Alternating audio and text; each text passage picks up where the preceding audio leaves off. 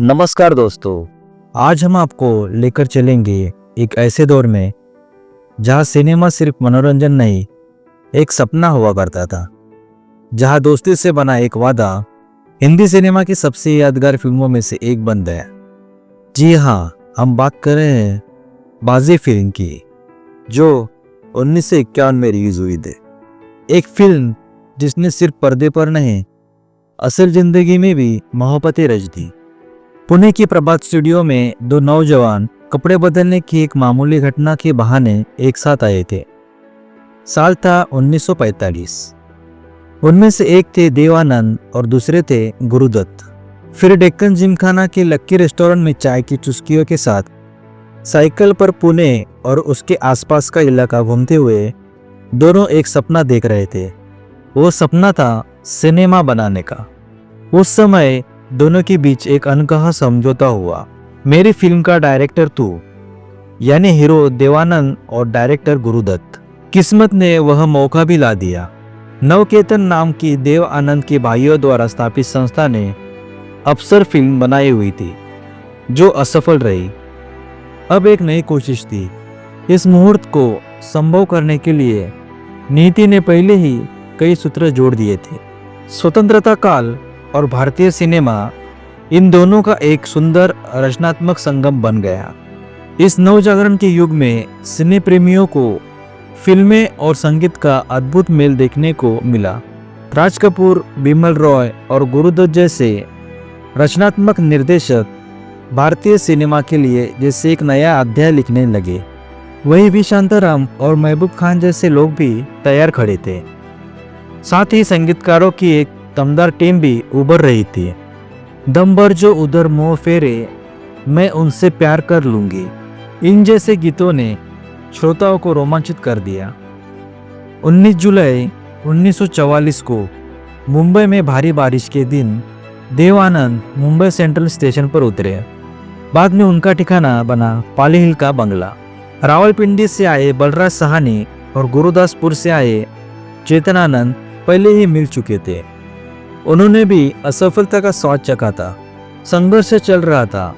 चेतन आनंद का छोटा भाई भी अभी संघर्ष का हिस्सा बन चुका था। देव आनंद अपनी यादों में लिखते हैं, हमारा उस समय का सहारा थी दमयंती साहनी, जो बलराज साहनी की पत्नी थी। वही अकेली कमाकर हम सबका ध्यान रखती थी। देवानंद भी छोटे मोटे काम करके कुछ पैसे कमाते थे। बलराज और दमयंती बीबीसी और पीपल्स थिएटर का अनुभव लेकर इंग्लैंड से लौटे थे। फिर कुछ समय शांति निकेतन में रह रहे थे। दमयंती, जो पृथ्वी थिएटर सहित अन्य मंचों पर काम कर रही थी, उनका दुर्भाग्यवश 1947 में निधन हो गया और सब बिखर गए। लेकिन फिर एक बार नवकेतन के बैनर तले सभी साथ आए। गुरुदत्त और बलराज साहनी ने मिलकर कहानी और पटकथा लिखी। चेतन आनंद की पत्नी उमा आनंद की सुंदर भांजी मोना सिंह को नायिका चुना गया। वह हाल ही में मिस शिमला बनी हुई थी। अमृतसर से हरकीर्तन कौर नाम की एक आकर्षक युवती ने केदार शर्मा की एक फिल्म सुहागरात से अपना डेब्यू किया था। वही थी गीता बाली। उनका सौंदर्य शायद नेत्र दीपक नहीं था। उनकी मोहकता और स्वाभाविक अभिनय क्षमता उन्हें खास बनाती थी। त्रिपुरा के राजकुमार संगीतकार सचिन देव वर्मन संगीत प्रेम के लिए सब छोड़कर मुंबई आ गए थे। कुछ समय यहाँ के माहौल में तालमेल बिठाने लगे।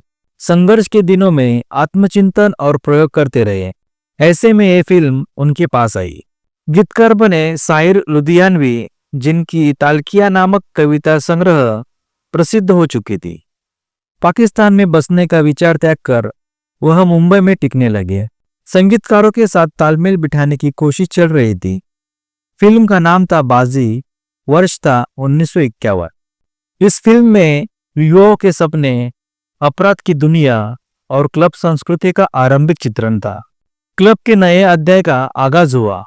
तदबीर से बिगड़ी हुई तकदीर बना ले, अपने पे भरोसा है तो फिर दाव लगा ले। स्वतंत्रता के बाद नए क्षितिज तलाशते युवकों के लिए साहिर ने जैसे एक खास संदेश दिया। गिटार लेकर गा रही गीता बाली का रूप मंत्रमुग्ध कर देने वाला था। विलन की भूमिका में के.एन. सिंह भी याद रह गए। गीतों की बात करें तो एक को छोड़ बाकी सभी गीता रॉय चौधरी ने गाए थे। सावली सुंदर अलग आवाज वाली युवा गायिका थी। मेरा सुंदर सपना बीत गया, सुनो गजर क्या दाए, समय गुजरता जाए, ये कौन आया कि मेरे दिल की दुनिया में बाहर आई, लाख जमाने वाले, आज की रात पिया दिल न तोड़ो। इन गीतों के जरिए गीता रॉय ने बाजी में सचमुच बाजी मार ली। 1 जुलाई 1951 को बाजी रिलीज हुई और शानदार सफलता हासिल की। इस फिल्म के दौरान नियति ने एक और करिश्मा किया। गीता और गुरुदत्त एक दूसरे के प्रेम में पड़े। मोना सिंह और देव आनंद भी करीब आए। 26 मई 1953 को गुरुदत्त और गीता का विवाह हुआ।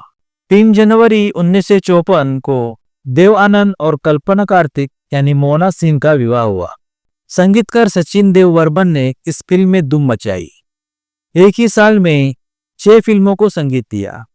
बुज़दिल, झंझन पायल बाजे, सजा, नौजवान और इनमें लता मंगेशकर के साथ सहयोग ने इतिहास रच दिया।